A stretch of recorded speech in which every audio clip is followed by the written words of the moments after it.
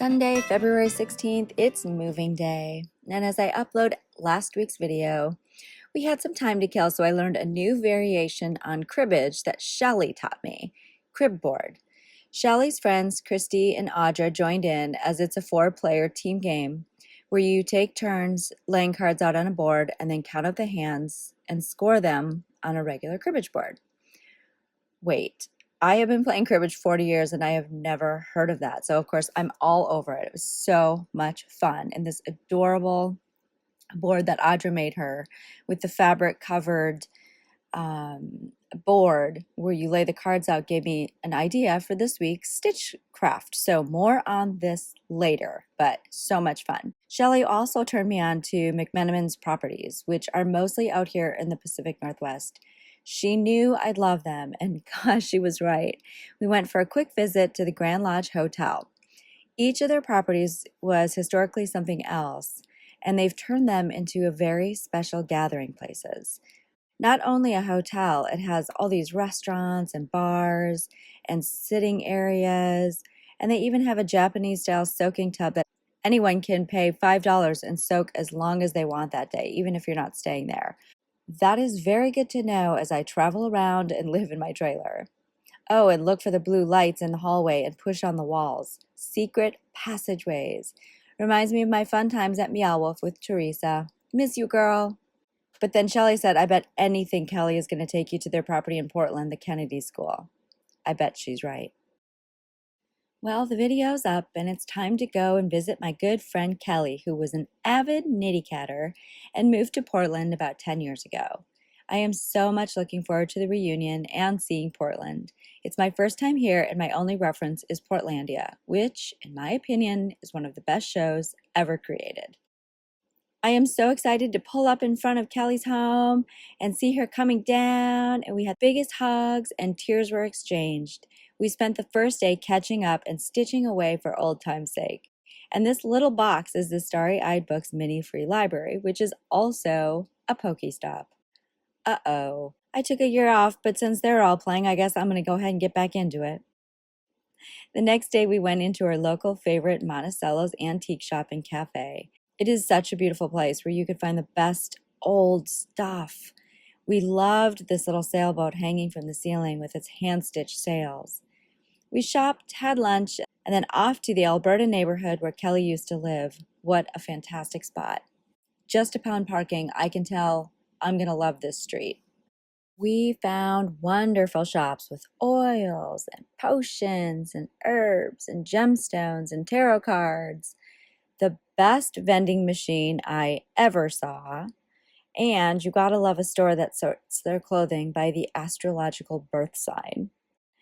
The streets were colorful with painted murals everywhere you look. Even the ATMs in the skinny alleys were adorned with artwork. And here's the cutest little pot shop I've ever seen with the best name of Electric Lettuce, operating on a higher frequency. So we walked around a bit more and had a bit more fun with our little Pokemon buddies. So much more to this game than just a year ago, all kinds of new guys to catch. And of course, we had to go into one of her favorite knit shops, Close Knit. A gorgeous and very friendly store. Anne and Kelly in a knit shop together. It could mean trouble. And what Portland neighborhood wouldn't be complete without a grilled cheese bus and a tiny home caravan neighborhood? It makes me think of my son, Joshy. Hey, Smushy, you could always turn that Crown bus into a grilled cheese truck, caravan along with me. And then I said, Kelly, I have to see Women and Women First Bookshop, which is a skit that they did on Portlandia. We knew it was closed, and we knew they hated the Portlandia skit anyway, but I just had to be there and see it. So we walked and we walked for a mile, I bet, and we finally found it. But it was all closed and it had all these human rights stickers all over it. It was apparently turned into something else the last couple years, but it's closed down now. No reference to the shop at all. Sorry, Callie. Oh well. Here's a pic I got from the web. This is what it used to look like when it was cute and in Portlandia. And at least we could say we were there. But we were so exhausted when we hiked back, we treated ourselves to the Salt and Straw ice cream shop. Clearly, it was very windy that day. Look at my hair after all that walking we've done. If you do the live version on this photo, I literally look like Medusa. Everything, including the furniture, was reclaimed from somewhere else. This used to be a food truck right here in this location, but they've expanded to several locations. It is so good. I can see why they've been so successful. Kelly treated us to a huge hot brownie sundae with toasted macadamia nuts to share, and I treated us to a pair of ice cream cozy socks to make it up to her tired legs and feet.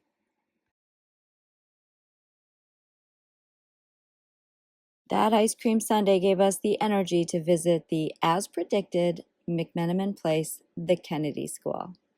We had a bit more time to visit, so of course I had to have a drink in detention, which turns out is a tiny little bar with very cool tables and a huge wood-burning stove. Old-fashioned whiskey drinks were on the menu, and I'm not a big whiskey girl, so I ordered my favorite, a Greyhound. Sorry, ma'am, but we don't have any juice in this bar. Oh. Okay, I'll have a margarita. He said, ma'am, I can't make that because we don't have any juice in this bar. And I was like, first of all, ma'am, and second of all, don't think I don't see that enormous vessel of limes behind you. He just looked at me. Fine, give me a beer. But we had a great time chatting with him and fellow patrons, and we even met Jerry, who apparently came with this place when it opened. We lifted a tapestry on the wall, and sure enough, there's old newspaper articles, and there he is. It's kind of a hard picture to see him, but there he is in the exact same spot. Beard a little shorter. I bet he was the former principal of this school. But we continued on, visiting so many fun themed bars and eateries to visit. There was the Cypress Rum, the restaurant where we sat and ate a little bit, the boiler room where they had pool tables. It made me think of my team, the Midnight Specials. Hey guys, I miss you. I'll be home soon to finish out the season and hopefully help us win a spot in Vegas this summer. As we walked the halls, we found haunting photos of what it might have looked like in days past as the children were at school. And I don't know what this girl's problem is. She's sitting seaside reading about sewing. That is my idea of a reward right there. The honors bar was just on the other side of the wall from detention, where they did have fruity drinks, including Saint Germain cocktails. Oh, well, I guess I should have been good. Hey, you don't have any sewing books around here, do you? Uh-oh, the gift shop. I got into a little bit of trouble there because everything was so awesome. My only saving grace is I don't have a lot of room. I'm saving so much money living in such a tiny space. Not that I didn't get a few small items. The next day, we headed to downtown Portland. What a crazy and diverse city. We scored a parking lot just inside the Pearl District, right outside this shop that stitched crazy cool masks of all kind. You can't visit the city without posing in front of the Keep Portland Weird sign. And of course, just across the way was Voodoo Donuts. We do have 2 locations in Denver, and I have had them before, but there's something special about visiting the original one, especially since there's a guy out front in a huge serape carrying a fork around on a string. The classic display case was luring us in, and I chose the Butterfingerer, and Kelly got the high tea with the Earl Grey frosting. And I got a hoodie. I had to. It had those little thumb things and a place to string your headphones through. This is where you meet to visit the dark, seedy, underground historic tour of Portland, which we'll have to save for next time as we were running out of time, but that's more to look forward to when I come back. Lots of cool shops and entranceways and beautiful galleries that you just had to step over a homeless person or two to get to. And the massive and beautifully organized and successfully marketed Powell bookstore. So many books, so little space. We had Chinese at the Republic Cafe and sorted our Pokemon. And look, I caught the photobombing Pokemon Smeargle. I said, Kelly, who is this interloper in my photo? She said, girl, get out of that screen and catch him right now. He's rare. Geez, I guess you can find anything in Portland.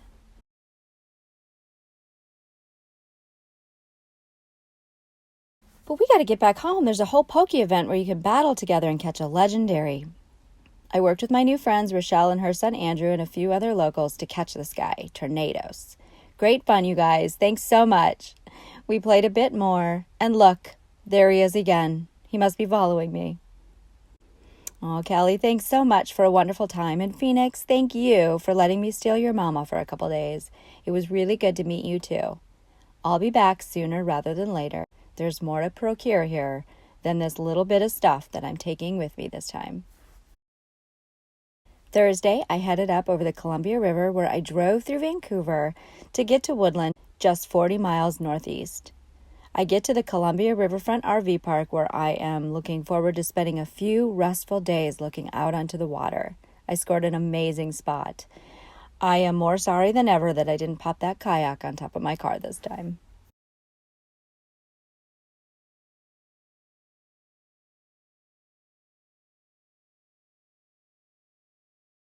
Friday morning, I got up and decided to try a recipe out of my new book, Dried and True. These tangy zucchini chips. I love zucchini chips. So I sliced these guys up as thin as I could without my mandolin with me, added fresh dill, garlic, salt, and yogurt. Okay, I'll try it.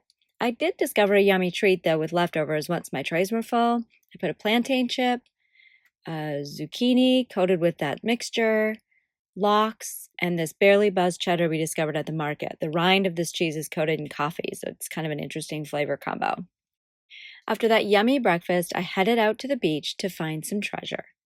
As I'm walking along, I hear the snorting and spouting of water, and I look up, and there are these enormous creatures swimming out there, just outside there, just like right by me. And I was like, what? Like, they're big. I'm like, do we have walruses here in Washington? But come to find out, they're big sea lions in from the ocean to feed on the spawning salmon. Just swimming by like it's no big deal. I'm just standing there in unexpected awe as they just casually swim by. I'm sure they were like, keep moving, lady. We do this every day.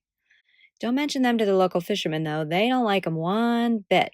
Apparently, they're wreaking havoc on the ecosystem and are giving those guys some competition. I came back with a few beach treasures and find that my mesh bottom bag works great for letting the sand fall right through as it dries. Oh, I'm so pleased. My God, there is no end to my genius. I decided I'm going to sit right down and stitch outside for the first time in a long while. The sun is out and the wind isn't howling at the moment.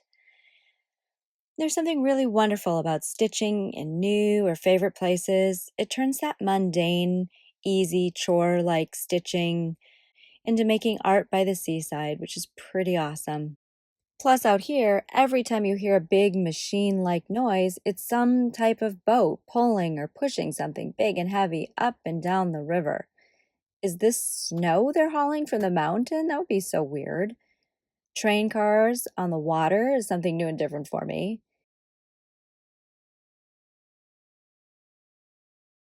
Even cruise ships happen by.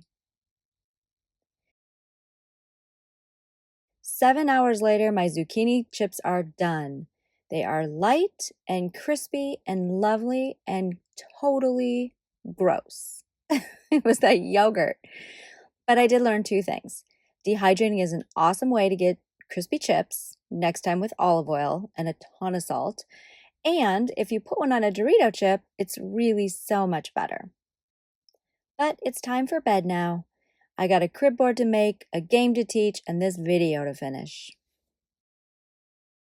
Okay, so Shelly's crib board is absolutely adorable. I love it. It's an old checkerboard that they got at a thrift store and put fabric on it and turned it into this darling kitties on bikes thing. Love it. I'm thinking a trip around the world quilt block would be a perfect little game board. What takes the longest about making this block is deciding on the colors. I cut 4.5-inch strips of all kinds of different fabrics. And Kelly and I looked and just took pictures and tried to decide which one is best. I finally decided on this one. Once you decide on your color scheme that you like, take a picture of it and bring it all over to your sewing machine in columns. So you'd sew the columns first. There are 5 columns, and then sew the columns together to get the final board. And this is 5 squares down, 5 squares across. They're all 4.5-inch squares because a deck of cards is 2.5 by 3.5. And I wanted to just give a little bit of extra room so you can see the fabric beneath it. Making sure that you are referring back to your photo, stitch them all together. That photo is really important because things get really wacky at the machine. And by the way, thank you, Kelly, for breaking out your old workhorse brother machine so I didn't have to hand piece all these guys together. Once that's all together, you're going to go ahead and put it on batting and backing and make sure that that extends an inch past just to make room for any quilting shrinkage that you're going to get. Pin all of it together, throwing some safety pins every 4 inches or so. And then we're going to go ahead and just hand quilt it really quick. And once you have your quilt all pinned together, you can start stitching it. So all I did this time is I just stitched in the ditch. I did a little running stitch with different colors of DMC floss, 3 strands. So I just did a running stitch, super easy, different colors. Here's what that looks like. So just along the seam, bury the thread.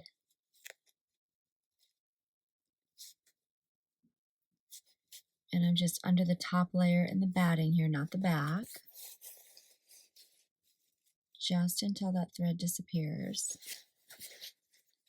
And then when you stitch along the seam, you're going to pick up some of that thread, so that'll lock that tail in place.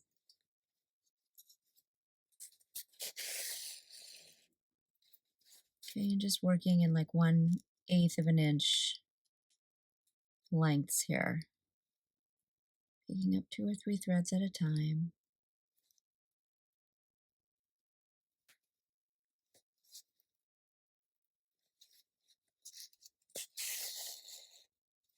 Just pull the fabric too to make sure you're not bunching the fabric up, and smooth it out as you go.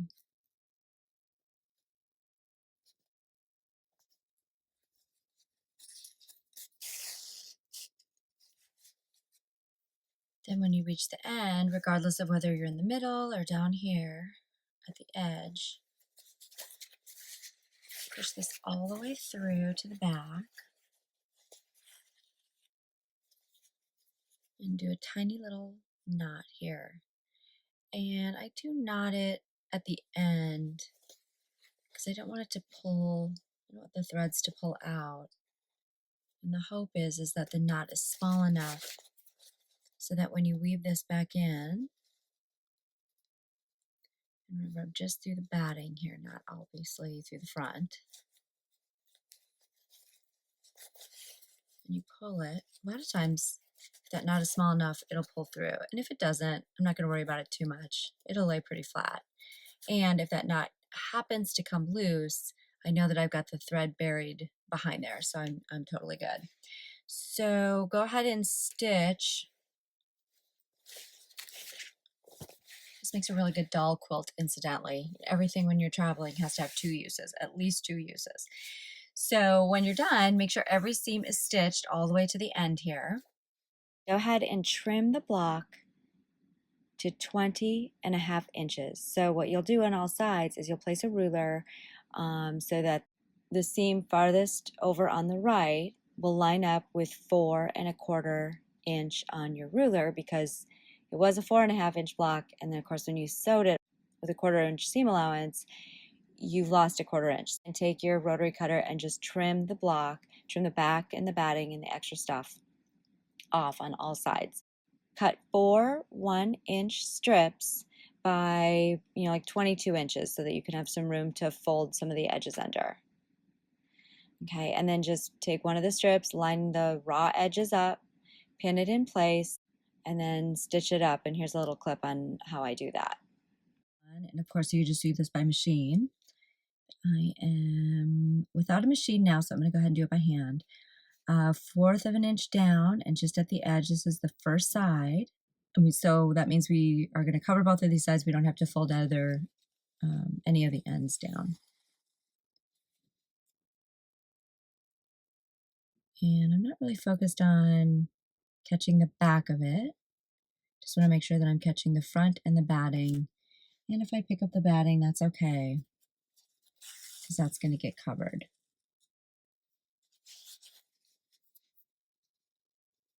Okay, so just do a running stitch as close as you can, as small as you can.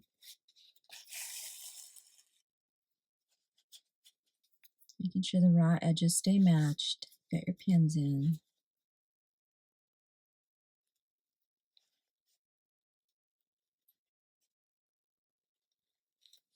Okay, all the way to the end and knot it on the other side. Okay, and then once the side is stitched on, just push it up and away from the work.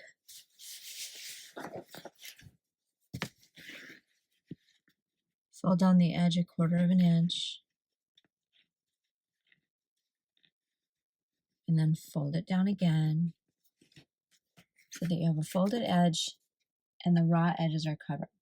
Just pin that in place as you did before.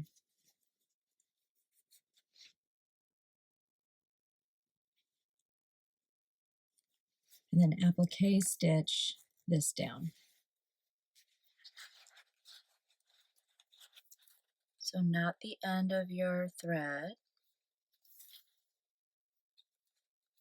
And applique stitch is just coming out of the fold, directly across, picking up the backing and the batting, not the front.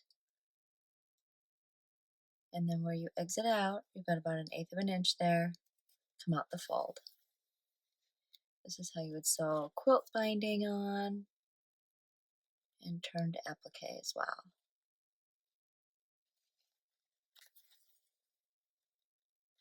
And then just pull slowly so that you don't get caught on everything.